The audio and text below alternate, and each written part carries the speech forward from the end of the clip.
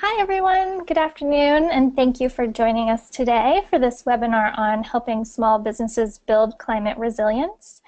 I'm Katy Maher, Science Fellow and Resilience Project Coordinator at the Center for Climate and Energy Solutions, also known as C2ES. So I want to thank you all for joining us today, and especially for our panelists, Jon Philipsborn, who's from AECOM, and Carissa Cooper, who's from the Maryland Emergency Management Agency, who agreed to participate in this webinar. So just a few kind of housekeeping items before we get started. I just wanted to let everyone know that we will be recording this webinar, and we will post the recording and the slides up on the C2ES website within the next week, so that will be available to anyone.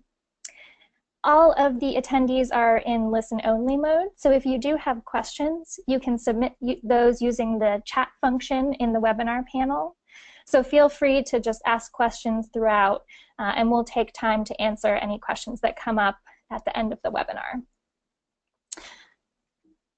So just getting started today, I wanted to talk a little bit, a brief intro to C2ES for those of you who are not familiar with our organization. And then next I'm going to talk a little bit about the risks and challenges that small businesses face from extreme weather and climate change. I'll then explain the research that we at C2ES conducted on small businesses in Maryland, and I'll provide an overview of some of our recommendations for engaging these businesses on resilience planning. So then next we'll have Jon Philipsborn explain the results of AECOM's research on small businesses in New Orleans. And then Carissa Cooper will describe the work that a Maryland Emergency Management Agency is doing to help small businesses with preparedness. Finally, we're going to have a question and answer session at the end based on any questions you submit. So with that, let me just begin by saying a few words about C2ES. So we're an independent, nonpartisan, nonprofit organization. We were founded about 18 years ago as the Pew Center on Global Climate Change. And you can see on the slide here, we work with various different stakeholders, bringing together businesses, states, cities, and others to talk about reducing greenhouse gas emissions, deploying clean energy, and building resilience to a changing climate. At C2ES, we have a business council. It's called the Business Environmental Leadership Council. It's made up of around 30 companies, and most of these companies are large Fortune 100 companies, but we also have some smaller ones as well. And you can see on the slide here that the companies kind of range from energy utility companies to manufacturing, to car manufacturing, and also technology companies. So after just giving a little background on us, I want to kind of transition to the purpose of our webinar today. So I first wanted to talk a little bit about why small businesses are important and why resilience is important for small businesses. So small businesses are a huge part of the economy. There are 28 million small businesses in the US, and that accounts for 98% of US businesses, and about 54% of US sales, and 55% of jobs. So clearly small businesses are really important for job creation and the US economy, but even more importantly, small businesses serve as the foundation for local economies. And why is climate change and extreme weather important for a small business? Well, extreme weather events can really impact a small business. Things like storms and heavy precipitation, flooding, winds, ice and snow, and even extreme heat and drought can all threaten businesses by causing physical damage, disrupting operations, and causing business closures. But also things like gradual and long-term changes like increasing temperatures, sea level rise, and changing precipitation patterns can also impact small businesses. And FEMA estimates that around 40% of small businesses never reopen after a disaster event. So it's clearly really important for us to make sure that small businesses are aware of their risks and also that they are resilient to changing conditions. So turning to our research that we did on small businesses in Maryland, thanks to funding from the Town Creek Foundation, we conducted research on the risks and challenges that small businesses in Maryland face. and what state and local officials can do to help small businesses enhance their resilience. So to do this, we conducted interviews with various different stakeholders, including businesses, business networking organizations, state and local officials, and others. And we also distributed a survey to small businesses to help develop our recommendations. So just a note on this research, we'll be releasing a report in the next few weeks, and that'll be available on our website. So keep an eye out for that. So in our survey, we asked what types of weather events had impacted the businesses in the past 5 years. And you can see from this chart here that winter storms were one of the most frequent events mentioned. And it's probably worth it to note that the East Coast in general, and also Maryland in particular, in the past couple of years has really had some major winter storms. And so a lot of businesses probably have that at top of mind. But also businesses identified impacts from things like heat waves, hurricanes, winds, and flooding. So kind of a variety of different weather events are affecting businesses in Maryland. So moving on to kind of the impacts that these weather events cause, we saw that businesses had some disrupted operations, so maybe delays in getting products delivered, personnel impacts, which could be trouble with getting staff into work, sometimes temporary closures of business or damage to infrastructure like roofs and leaking and things like that. And some businesses also identified some other impacts. And this kind of thing included impacts to animal health and welfare in the case of some small agricultural farmers. So the risks from all these different weather impacts kind of range for the different small businesses. So once we kind of heard all these different risks and challenges, we heard that there are kind of some commonalities among the small businesses. The first of which is that businesses are really limited in terms of their time and resources available to devoting to learning more about this issue. So businesses can't really take time during the day to, devote to doing research on climate change risks, and they don't have the staff to devote to that. In some cases, they're obviously really more interested in keeping their businesses up to date, the day-to-day running of the business and making sure things are working. So, long-term changes might be not top of mind or not their priority. Even if businesses are aware of their risks, we did find that businesses are often unsure of where to go to get more information on help and becoming more resilient. And then one thing we also heard was that there's a large focus on recovery after a weather event. So if a weather event happens, businesses have a lot of resources to go to, but there may not be quite as many resources to prepare ahead of time, so to be more resilient ahead of time. And then finally, historic preservation seemed to be a challenge. Particularly in Maryland, there are a number of different historic cities like Annapolis or Ellicott City. And when an extreme event happens in these areas, they often have to be rebuilt to historic preservation standards. So those historic preservation standards may not necessarily be resilient, but the rebuilding has to meet those standards. So that can be a challenge for businesses. So we also asked the businesses what kind of information and resources they would need. So it was really clear that businesses really would like information on funding and how to actually enhance their preparedness. But we also heard that businesses need more detailed information on impacts, so focused on their key geographic regions or their sectors, and having updated flood maps. And something interesting that we heard was that some businesses may not be owning the buildings that they're in, they may be leasing the space. So it may be helpful for the businesses to have information on what their rights are as tenants and what the building owners are actually responsible for in terms of protective measures. So those were kind of a variety of different things that the businesses mentioned that they could use. In terms of the methods for how businesses would like to be communicated this information, we did hear that emails and webinars were useful, and that's probably because businesses can look at these kind of on their own time and don't necessarily have to take time during their day to look at these things. But we did hear from some businesses that more interactive methods are useful, like workshops or collaborative networks, or engaging with existing groups like trade associations or chambers of commerce. So kind of variety of different methods. There's not really one size fits all for all businesses. So based on what we heard through the interviews and surveys, we developed a framework for how state and local officials and other stakeholders can best engage with small businesses on resilience. So I'll talk about each one of these in a little bit more detail.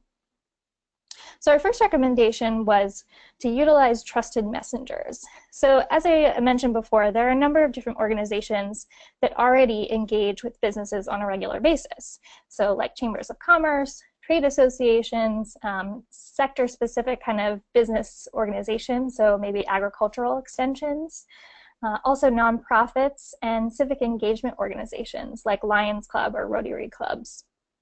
So these organizations are seen as trusted messengers, and they can be helpful in distributing information to the business community because they already interact with them.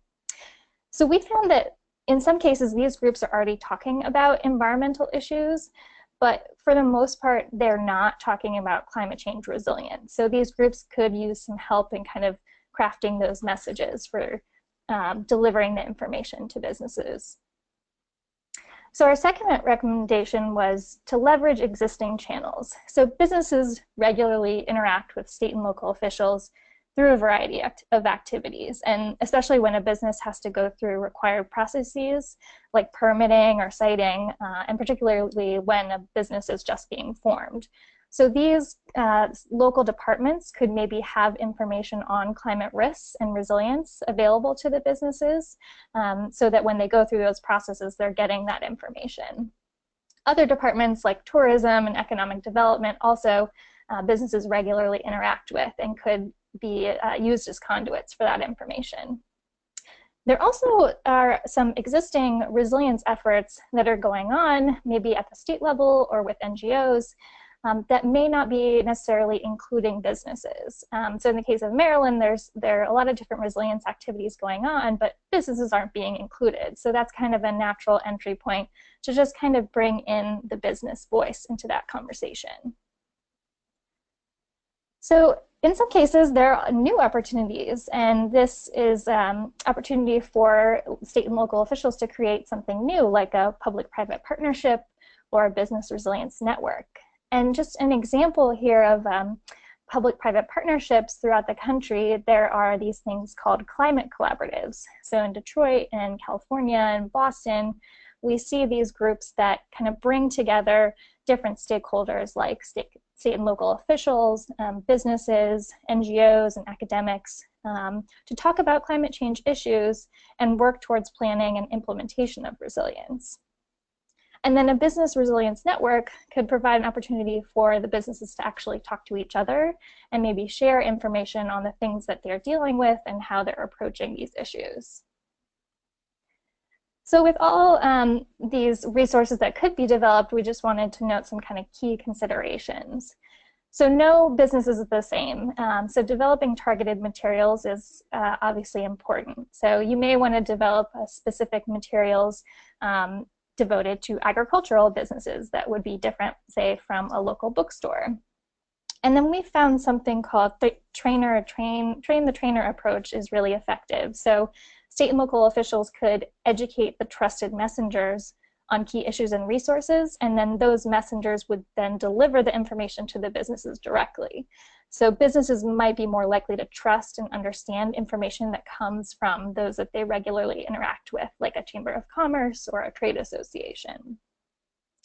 And then just a note on kind of the term climate change, it can be polarizing in some cases. In some areas it's not really an issue anymore, but in some areas it might be. So using more of the term of weather impacts can be effective in kind of talking about the issue. And then something we really heard from a lot of people was that it takes time to build these relationships, and state and local officials really have to take the time to make the effort to make personal connections and also provide opportunities for businesses to talk to each other. It's not kind of a quick fix. It'll take time, but it's an opportunity for collaboration. And then finally, just some example resources that we thought of that might be easy to develop are here. And so things like a checklist or a visual depiction of impacts are relatively easy to develop and could be distributed pretty easily. And then we've heard also that clearly businesses want to see examples of what other businesses are doing or easy kind of resilience upgrades to make. So those could be, fact sheets that could be distributed pretty easily.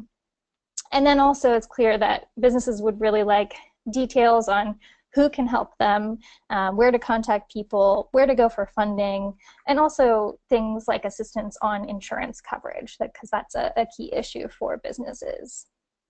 So that wraps up my presentation. And so next I'm going to turn things over to Jon Philipsborn from AECOM, who's going to talk about the findings from his work with small businesses in New Orleans. So just a little bit of background on Jon. He's the Climate Adaptation Practice Director for Americas in AECOM's Environment Business Line. So he supports public and private sector clients with disaster preparedness and resilience planning. So Jon, you want to take it over from here? Excellent. Thank you, Katie. Can you hear me? Yep. Excellent. Okay, great. And you really did a great job of setting up this presentation, so I'll try to draw some links when possible. AECOM had a great opportunity about a couple years ago now to sit down with the city of New Orleans and really talk at a broad level about resilience planning and what was needed in New Orleans. And this came around the same time that they were just getting started with their 100 Resilient Cities initiative. And it also comes with the I think, well-known knowledge that the city of New Orleans has had their fair share of natural disasters, has had their fair share of impacts, and has had their fair share of funding and initiatives put into the city surrounding these broad topics of disaster preparedness and resilience. And so, we talked about that because no one was looking to replicate things that had been done before.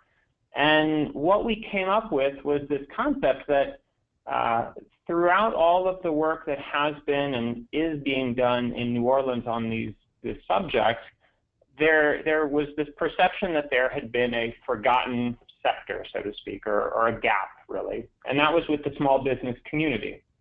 And as Katie pointed out, there's also this really great recognition and a lot of empirical evidence and studies that have been done in different parts of the country and beyond that small businesses are so critical to recovery post-disasters and really getting, they're both vulnerable, as Katie pointed out with her statistics from FEMA.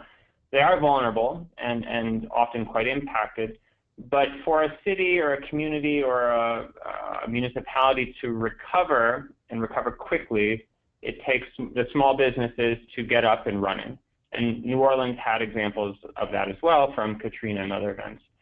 So it was with this concept that the city of New Orleans wasn't really sure where its small business community was in terms of being prepared or resilient to disasters. And understanding that that was such a critical part of the city and of the city's resilience plan that we were able to create this project that I'm going to talk to you about now. So next slide.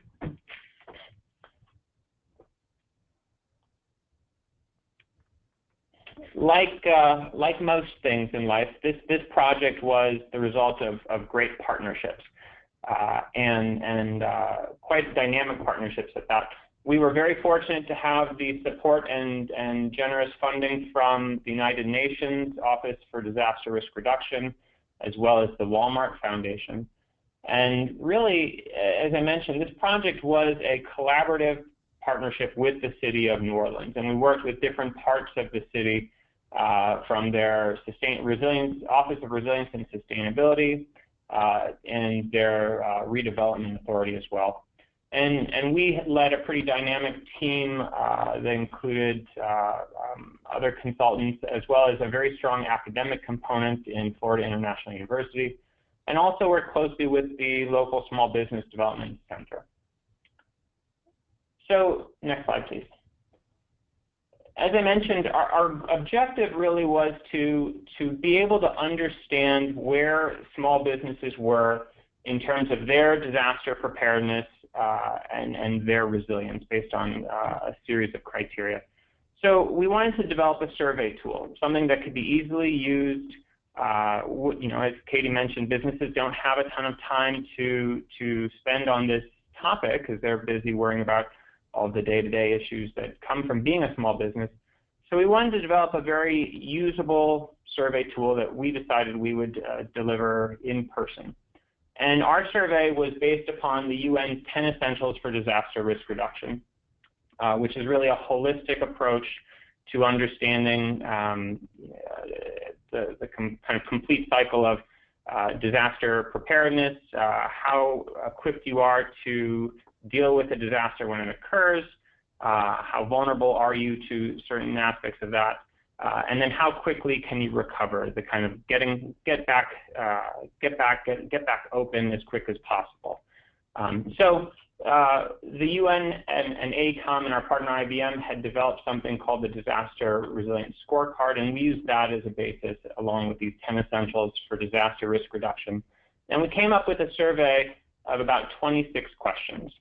And working with the city, we came up with 6 commercial corridors across the city, and I'll show you in a minute kind of where they were, to implement this survey. And at the bottom, you can kind of see how we started with a group of about almost 400 businesses were identified on these 6 corridors. It turns out that not all of those businesses were open even. But so we had this study area. We had a focus group to test the survey. We had a focus group on the previous slide, sorry about that, where we tested the survey with local business groups, with some of the business representatives. We had the different agencies from the government involved so that we can make a survey that was really relevant and contextual for New Orleans small businesses.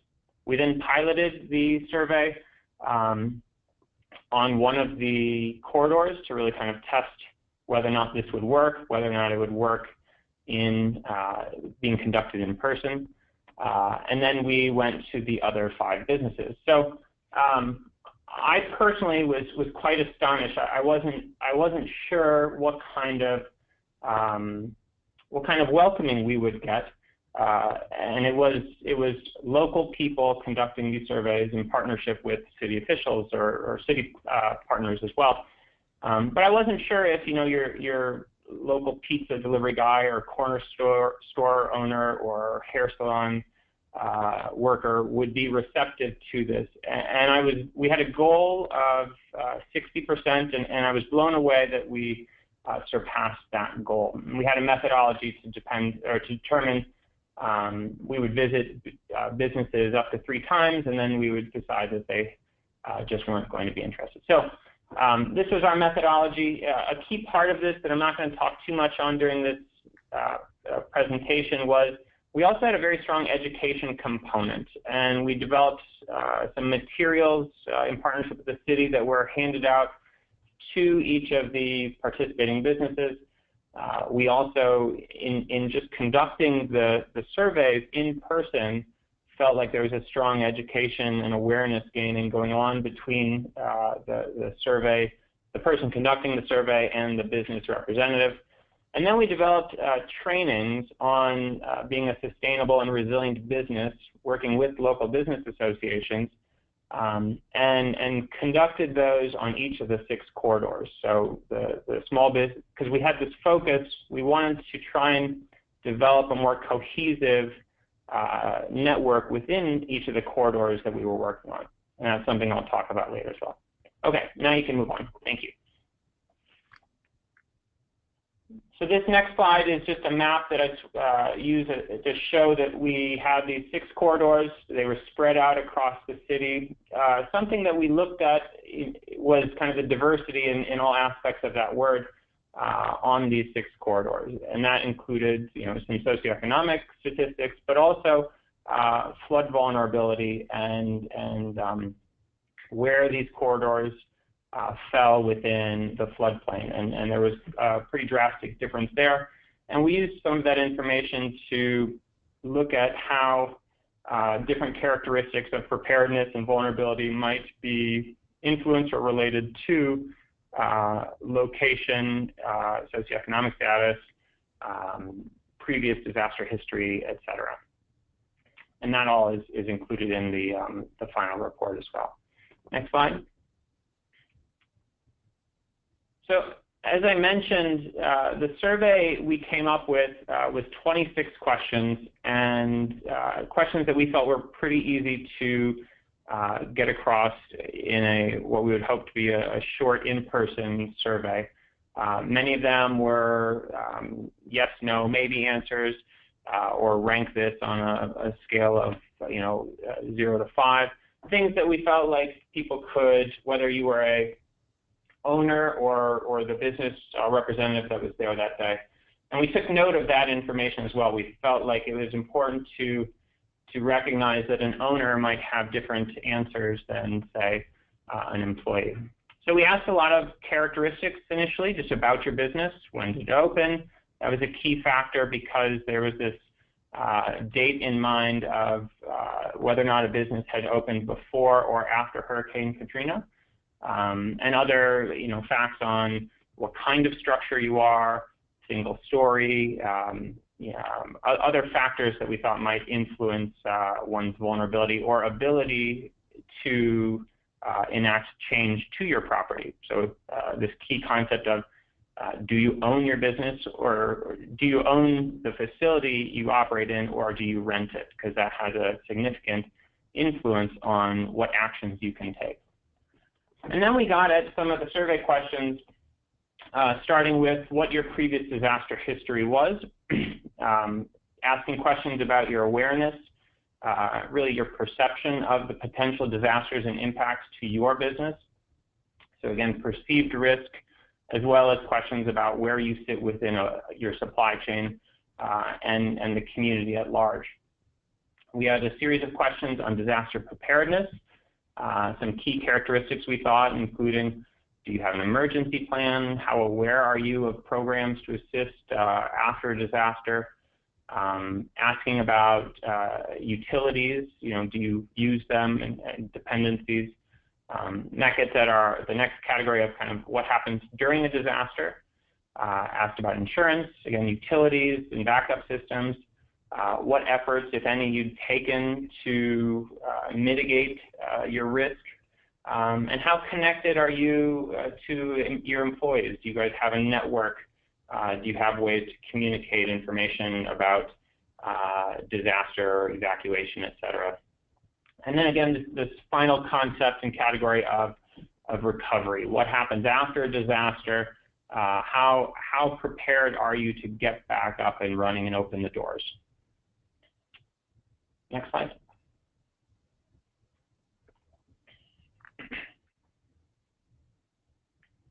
So for the next bit of this presentation, what I'd like to do is just go through some of the key findings that we found. And Katie, what I'll do is I'll send you a link to the full report, which is available online through the UN's website.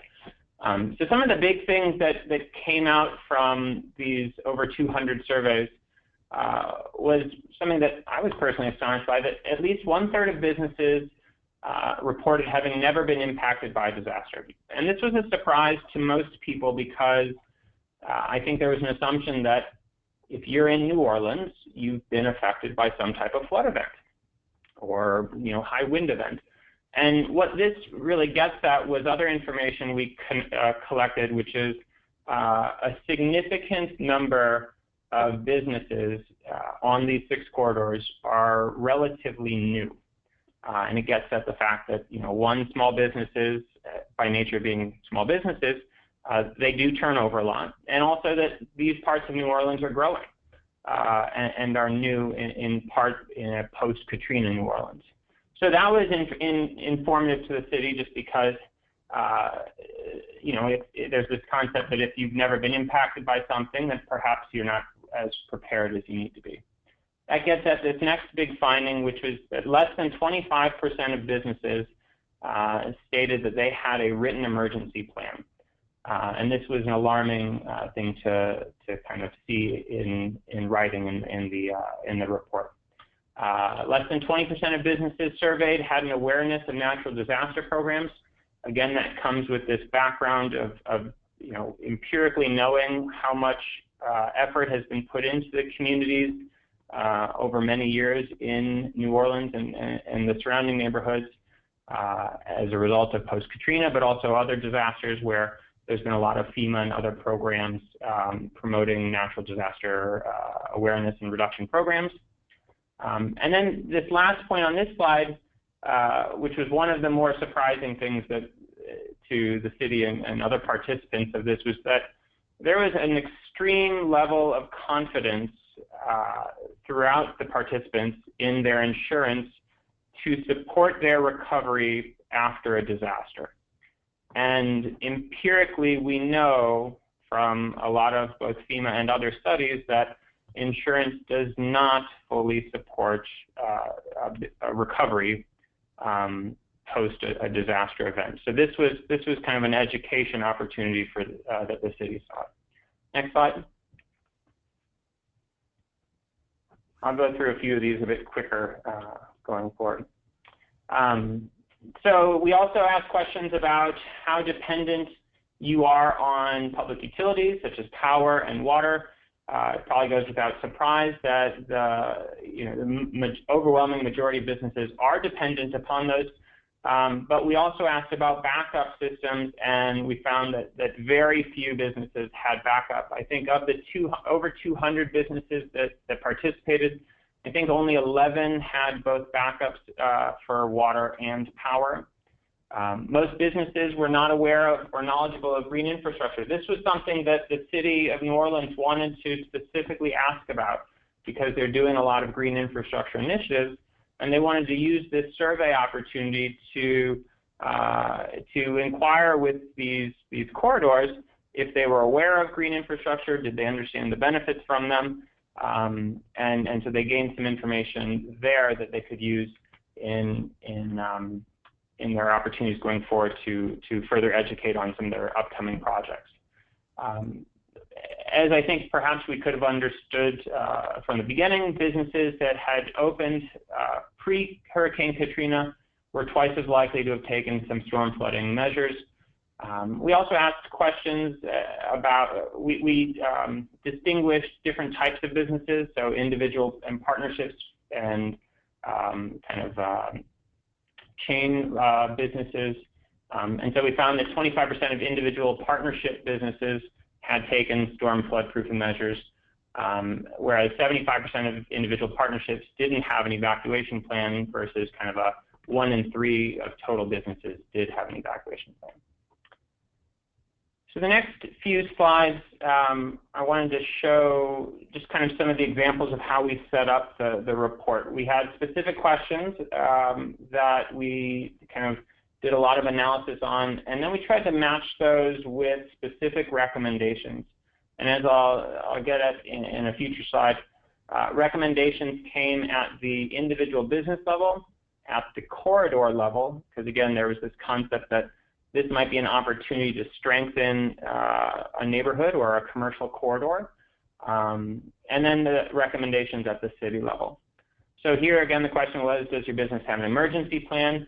And we found that the first question was, does your business have an emergency plan? If you did answer the question yes, we did ask if that plan was in writing, and of the about 50% that answered yes to having an emergency plan, only half of those said it was in writing. And so then we had specific actions and recommendations. And this is one where the city has started to act upon the recommendations, where they're working to develop and distribute an emergency plan template when new businesses apply to register to be businesses in the city. Next slide. Similar here, we ask the questions, are you aware of programs that can help your business prepare for, respond to, and recover from natural disasters? And then we did some analysis, and then the recommendations were made at the business, corridor, and city level. This was an opportunity and something that we tried to continue throughout some of the recommendations in the report, this concept of establishing a corridor resilience champion. There are businesses that are doing great things. How can a corridor rally around that establishment, and how can the city perhaps use that kind of touch point in a corridor, in a business community to kind of facilitate communications or work with that corridor in time of disaster. Next slide.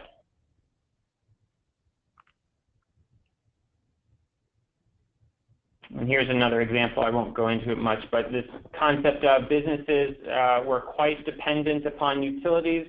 They seemed quite aware of that, and yet at the same time, very few of them had backup programs in place. And so there was opportunity for specific recommendations at the business level, actions that the business owners, business representatives could take, but then also certain things that were different that the city could do, perhaps longer term, or looking at the corridor as a whole, to address this identified dependency and yet very weak kind of backup and resilience plan. Next slide.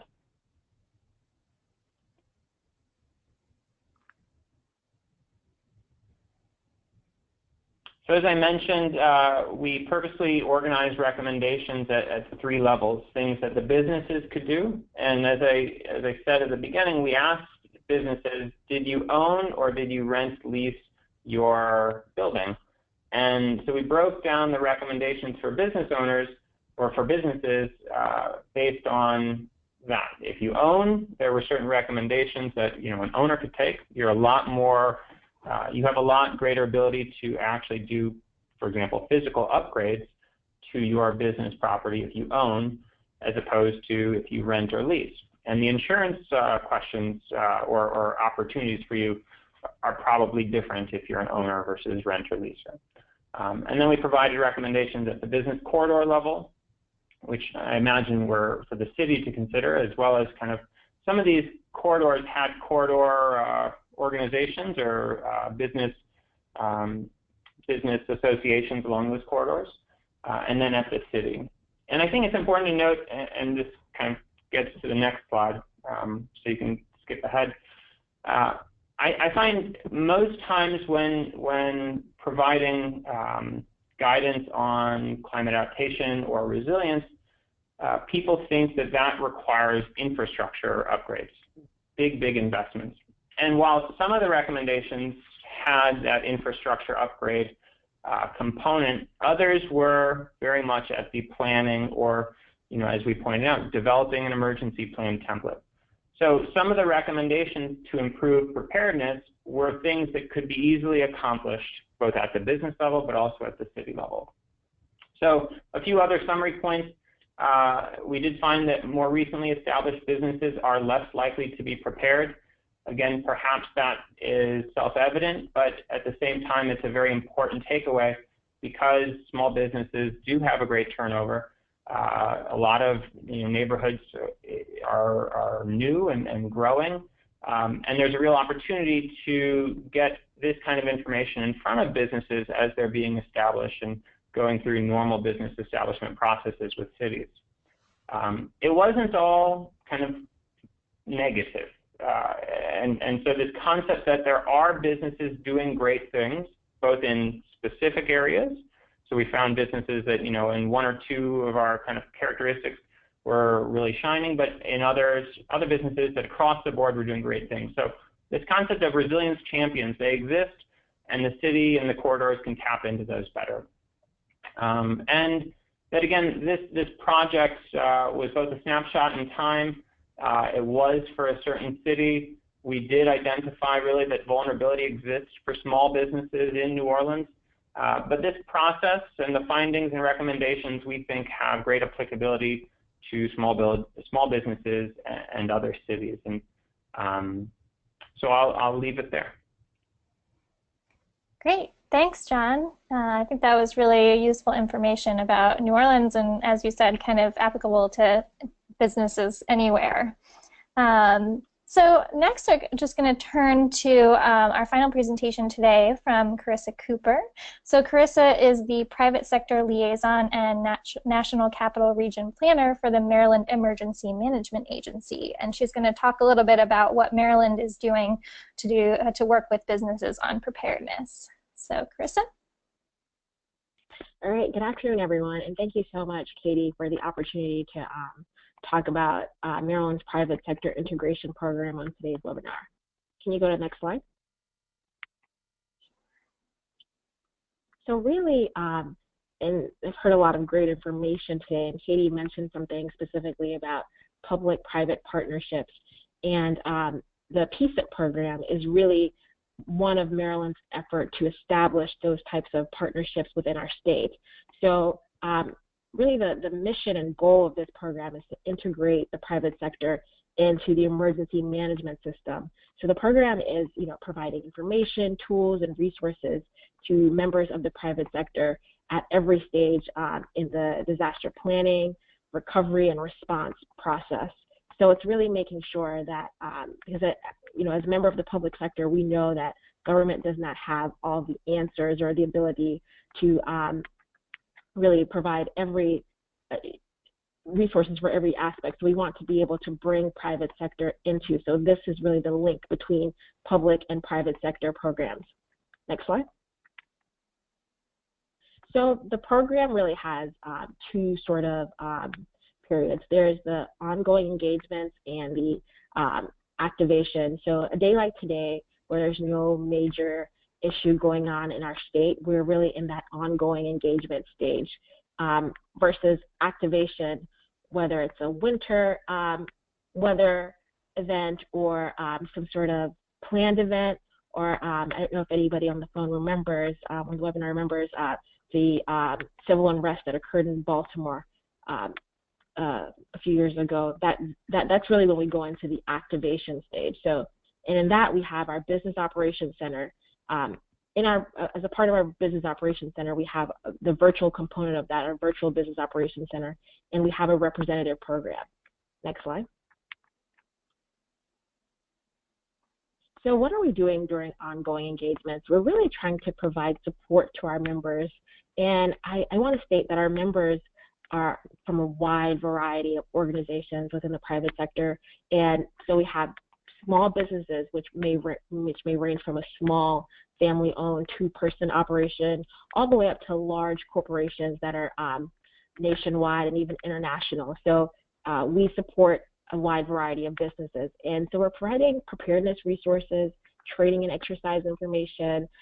So when our members sign up for our program, they're also getting emergency notifications and alerts such as weather, major weather issues, major traffic issues throughout the state. They're getting alerts as to when our State Emergency Operations Center becomes activated. We also publish a quarterly newsletter. We're really just giving additional resources to our members, such as upcoming exercises, webinars, and we also have the ability to provide private sector specific training. So I think that this is something that smaller businesses really can take advantage of in Maryland, particularly if you are wanting to do an exercise to sort of practice your plan. You have it written down, so now you want to be able to practice it. So we have the ability to work with you to sort of tailor an exercise for you so that you can begin the process of practicing and really refining your emergency plan. Next slide. So I talked about the emergency alerts and notifications, which include traffic, weather, when our operations center is activated, and also we can help you. We can sign you up for weather alerts specific to your geographic area in Maryland, so you don't have to sign up for statewide alerts. You can get alerts specific to the area in Maryland that you're located. Next slide. So here is just a sample of our newsletter, and we also, one of the things that we like to be able to do is make sure that it's a two-way communication. So we ask our members, what do you want to see, what do you want to know, and what do you want to contribute? So our members are also able to have a voice and to bring up issues that may be important, that they notice are happening within their specific sector. And you're also able to communicate with other businesses in the program. Next slide. So our activation stage. So I mentioned our Business Operations Center, which is a physical location within our Emergency Operations Center. And that is, so during that time, if there's a major weather event going on in our state, businesses have a direct line.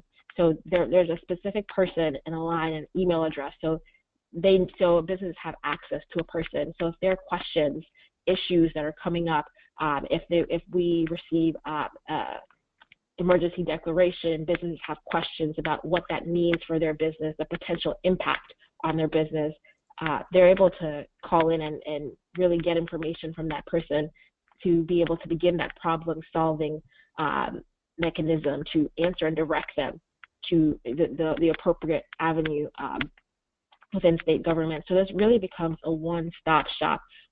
We really offer our businesses the chance, rather than having to sift through and figure out the right person to talk to answer their question, we're doing the legwork for our businesses. So they come to us and we will feed it through all of our channels to get whatever resource requests they have answered and get back to them, so they don't have to do all of that sifting through the various levels within government. We're able to do that for them. And our virtual Business Operations Center, which is explained further on the next slide.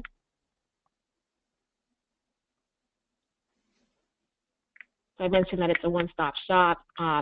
In addition, we have so situational updates and periodic briefings and conference calls during this stage. So if it's a weather event, we may be able to schedule a call with someone from the National Weather Service, so that if our stakeholders and business partners have questions, they are able to talk to a meteorologist to sort of get those questions answered. Specifically, when our businesses are trying to make decisions, operational decisions for their business, we're able to provide just some tools to assist in that decision-making process. Next slide. So the Business Operations Center is really just an information exchange, and I mentioned before that it's really just a two-way. So businesses are able to bring their problems and questions to us in the public sector, and we're able to connect them with the right resource. And in that, a lot of times businesses, particularly our program, are looking for vetted information to, as I mentioned earlier, to really assist them in their decision-making process.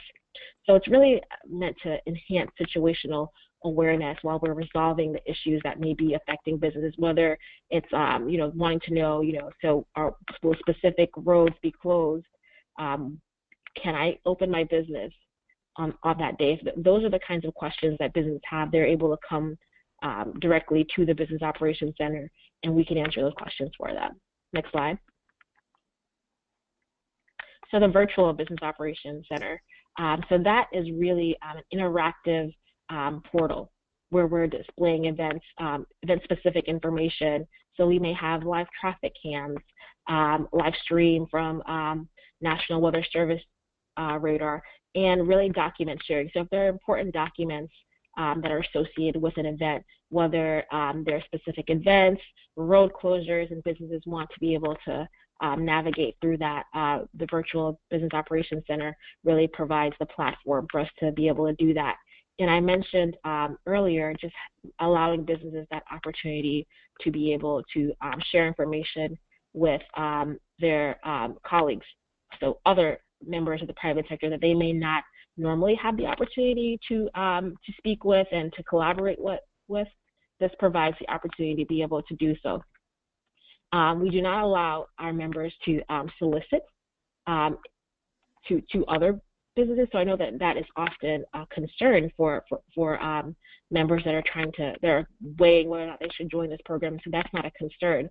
So it's really just a space to be able to network and to ask those questions. So if there's a particular event that may be impacting your area, and you see that there's a business that's located, really close to you, you can ask them. So what, can you give me an idea of what you guys are planning to do? Are you closing early if it's a weather event, or what is your operational status? So they can kind of collaborate on that to kind of decide, okay, well, maybe we should be doing the same thing as well. So it allows them to really be able to reach out to others, to other businesses to help make those decisions without the concern of being solicited or the fear that the information that they provide will get outside of that platform. So we really make sure that it's a sort of a safe space for business to be able to collaborate and network with each other, and also with the public sector at the same time. Next slide. So this is sort of, I don't know if you can see it very well, but this is a snapshot of what our virtual business operations center looks like for a weather event. So as you can see, we have different weather radars and roadmaps, as well as different documents, so different situational reports that were created for this event, and conference call information, and very important is that chat box function where businesses are able to ask questions and receive answers within real time. And that's been a really important tool for businesses. And we also provide a live stream of our State Emergency Operations Center in case people kind of are curious about what happens there. I mentioned earlier the representative program, and that's something that we're still working to build out, but we really, that program will allow private sector representatives to sit in our SEOC during an activation. So they're able to really be there to provide input and situational awareness back to their businesses and also to us. So that really enhances our collaborative effort. Next slide. So what are the benefits of joining the private sector integration program in Maryland? Because I know that's really important. So beyond just getting the preparedness resources and access, really the big thing is just access to somebody, a live person that's able to answer questions and clarify information. It's really, getting those up-to-date emergency alerts and the training and exercise opportunities.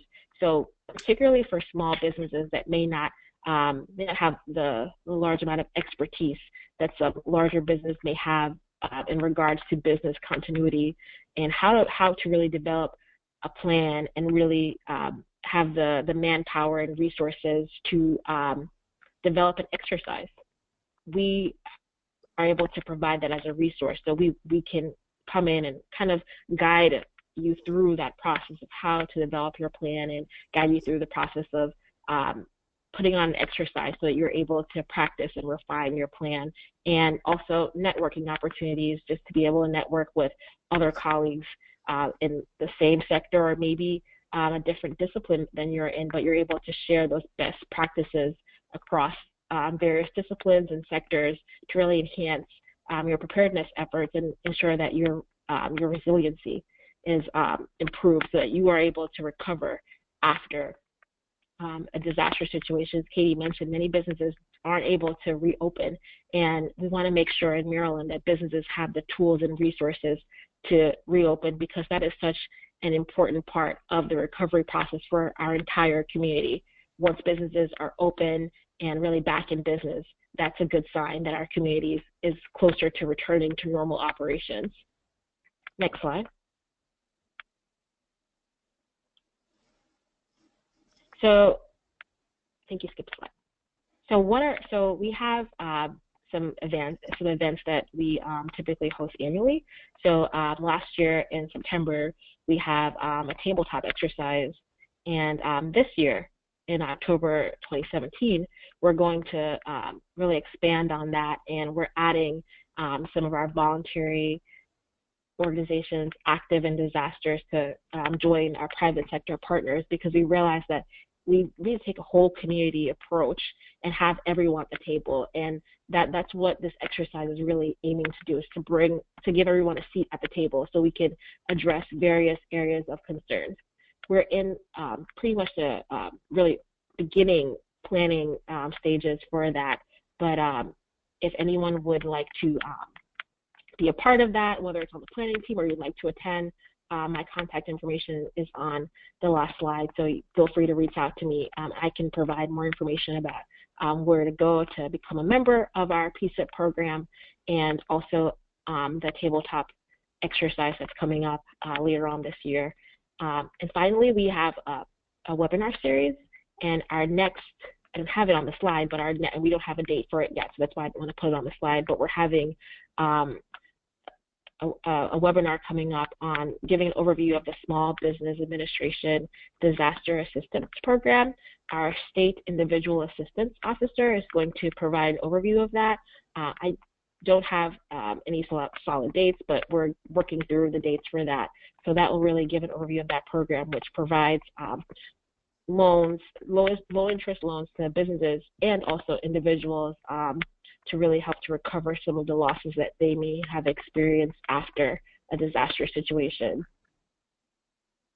So, and thank you so much, Katie, again, for the opportunity to present on this, and I hope that you found this information helpful. Yeah, great. Thanks so much, Carissa. So in terms of that webinar, if anyone's interested, should they just email you for more details? Yes. Okay. Great. So also, while we're on the PSET program, we had a question from the audience, and just a reminder to the audience, if you have any questions, feel free to submit them through the chat box. We have a couple minutes left, so we can answer any questions that come up. So we had one question on the PSET program. Are you doing, specific outreach to small businesses to be a part of PSET?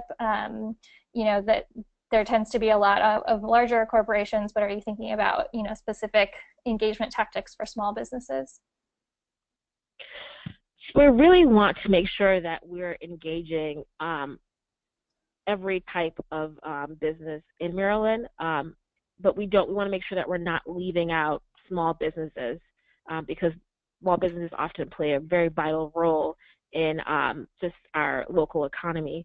So I don't know that we've developed specific outreach tactics to engage small businesses. I'm really open to receiving suggestions from anyone. At this time, we've really tried to work with a lot of the trade associations and Chamber of Commerce to really, and also our local emergency management agencies who are embedded into the local community and have more day-to-day interactions with the business community there to sort of introduce us and help us in the process of working and identifying small businesses throughout Maryland. Great. Yeah, I think those are great tactics. So the other question we had was for Jon and myself, did any part of the research in Maryland or New Orleans address location decisions? So after a weather event, are business owners considering moving to other areas of the city that have lower climate risks? So Jon, did you look at that at all? I think that got touched upon in our study, not at the business owner decision, but something for the city to consider, because there obviously are throughout the city of New Orleans, and this again is true in many cities. In New Orleans, it was places that are of higher elevation or lower, and places that are, some of those corridors where almost 100% of the businesses were in an existing 100-year FEMA floodplain. And others were not. And so I guess 2 points. One, we found that didn't equate, exactly to yes, you are prepared, or no, you're not prepared, again, based on certain characteristics. But certainly the city any city can do more to be aware of what vulnerabilities and what a risk profile is for a neighborhood or a business corridor, and do certain activities to both help individual businesses be more prepared if they're going to be there, or the city can take actions to either limit location or to address those vulnerabilities to the best they can. Great. Yeah, and I would just add from our Maryland research, we didn't look at that particularly, but I did hear some things from, you know, businesses, if people are in Maryland are familiar with Ellicott City and the big flooding event that happened there. There may be some businesses that might not be able to come back to that area, but in a lot of cases, that area is where all the businesses are. So it may be hard for a small business to go somewhere else because that's where they will get the most foot traffic. And I know that's true in downtown Annapolis as well. So it's definitely a concern. And I think, as Jon said, like state and local officials can really look into where are the areas of key risks and how to really protect those businesses. So I think those are all the questions we had. So I just want to say thank you to everyone for joining us today, and thanks for our speakers. This was really a great and important topic to talk about. And just highlighted on this slide are some other C2ES resources that you might be interested in on business resilience and also resilience in Maryland. And again, we'll be posting a recording of this webinar on our website, and watch out for any upcoming webinars on this and other topics at C2ES. So thank you everyone for joining, and have a great afternoon.